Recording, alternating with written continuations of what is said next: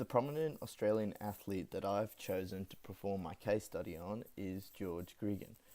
I myself played competitive rugby and attended high school at Canberra Grammar School. Throughout my years of playing rugby for my school, St Edmund's College, which is just down the road, has always been a very dominant school as well as our main competition.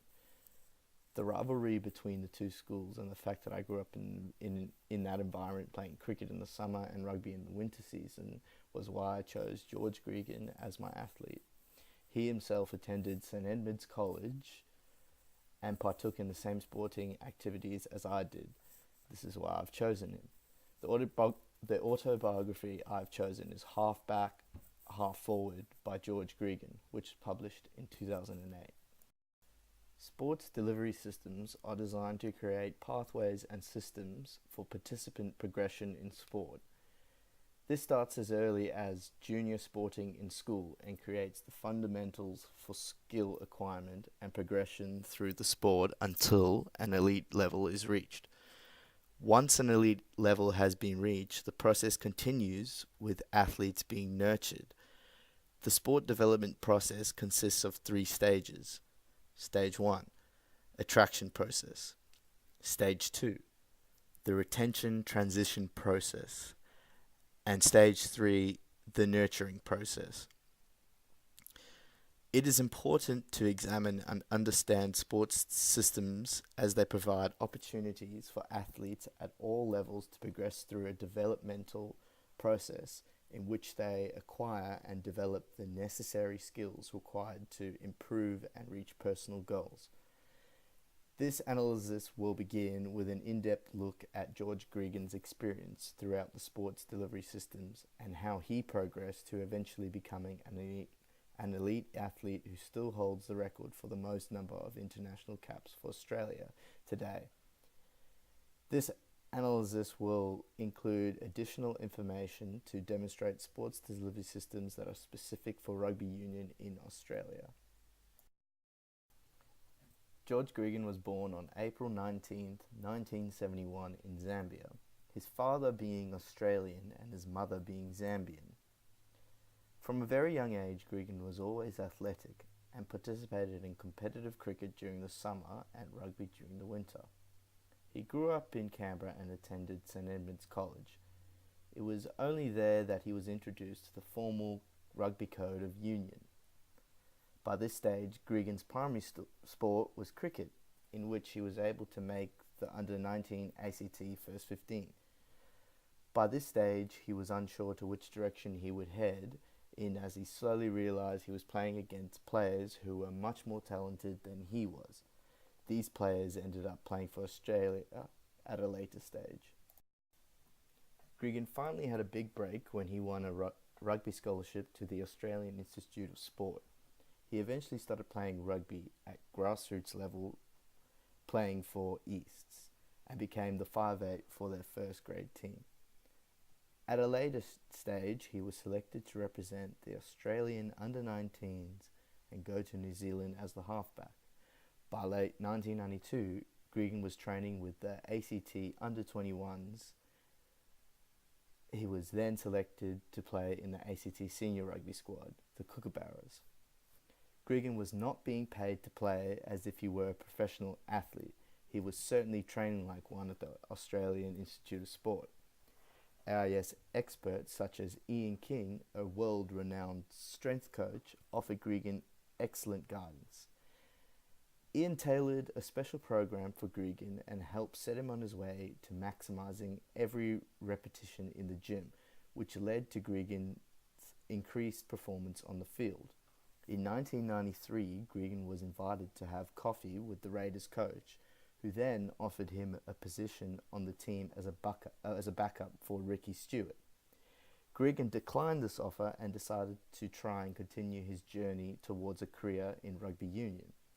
In 1994, Gregan had half an eye on the pinnacle of Sevens rugby. He was then lucky enough to be selected to be included in the Barbarians development squad that played Fiji in the Fiji International Sevens tournament in early March. Finally, Gregan was selected to go to the Hong Kong Sevens, in which he was given an opportunity to prove himself. He finally made his first appearance for the Wallabies in the 1994 match against Italy in Brisbane, in which Australia won by 3 points. Rugby union became a professional post 1995 World Cup, which led to the outcome of the formation of Super Rugby, Super 12 at the time. Gregan then became a foundation player for the famous ACT Brumbies. Gregan entered a number of sporting organisations, and in which each one benefited his career as a rugby player, eventually leading to him to be Australia's most international capped player of all time. He began playing rugby at school, where after continued excellence performance led to his selection in talent programs outside of school, for example, being selected for a state team, in this case the ACT Under-18s. Playing during school, Gregan's foundations would have been developed and acquired. Once being rewarded for his performances, he was selected into a talent squad representing ACT. Here is the first stage of sport development, the attraction process. After receiving the proper coaching and attention that he would never have been able to achieve if he were to stick to playing rugby at school. Gregan would have attended player development programs as well as having access to better facilities for training and player development purposes. This all leads to further development of skills. Being able to partake in these programs and have players compete in sporting competitions with other players from all around Australia exposes the player to other players with the same skill ability as them or even better, leading to further improvement. Gregan finished school and played 5'8" for East Rugby Union Club's first grade side, still all part of the first stage of sport development. In 1992, Gregan received the scholarship for rugby at the Australian Institute of Sport. His sporting development had now entered the second stage, the retention transition process. During this phase, Gregan was selected to play for the ACT Under-21s and later on to be selected for the ACT Senior Squad. At the Australian Institute of Sport, Gregan was receiving special attention and training with elite athletes. He went through a numerous number of player development programs where he would receive the special treatment that was needed for him to develop as an athlete, not just focusing on playing the sport, but training in all different areas, such as strength training, where world-famous strength coach Ian King was able to develop a training program specially designed for Gregan so that he was able to improve in all areas of the sport. During this phase, Gregan partook in a few Rugby 7 tournaments and was able to compete in competitions such as the Hong Kong Sevens. By this stage, Gregan had entered the third and final stage of sport development, the nurturing process, undergoing more advanced player development programs and having access to bigger events and competitions as well as more facilities. Gregan made his debut for the Wallabies and played against Italy, which resulted in a 3-point win to Australia. This was the very start of his international rugby career and later competed in the 1995 World Cup in South Africa. During this time of the nurturing process, players are fine-tuned to be the very best elite athletes that they can be, having to undergo strict training routines.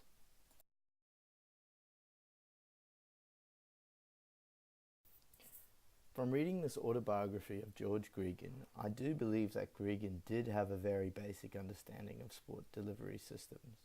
This is evident in the fact that a lot of the book in the first few chapters, once he had started training at the Australian Institute of Sport, he really focuses on how this was a pathway to his success.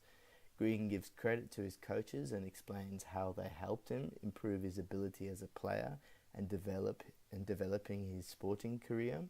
Unfortunately, the autobiography is mainly focused around the story of his life and the story behind his major achievements.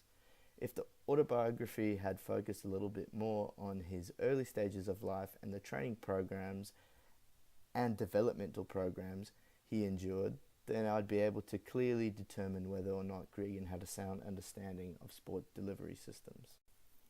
I do believe, though, from what I was able to read about his progression, that he did have an adequate understanding, though a lot more detail would need to be explained in the autobiography.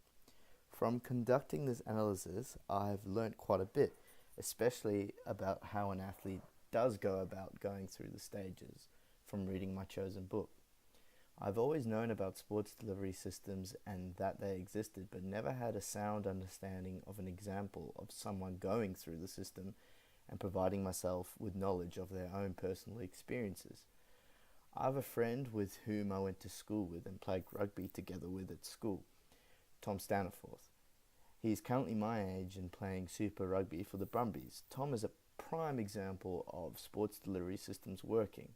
This shows how through the first stages of the delivery system, talent is picked up, and through talent development programs at a club rugby level, a player can climb their way through the system, and if they do show and display the discipline of a true sportsman who has the potential to continue through to an elite athlete's level, it can happen. I believe the systems could be improved by having, at an under 17 to under 18, having scouts or something similar appearing at big games, which would then lead to players joining certain rugby clubs after school.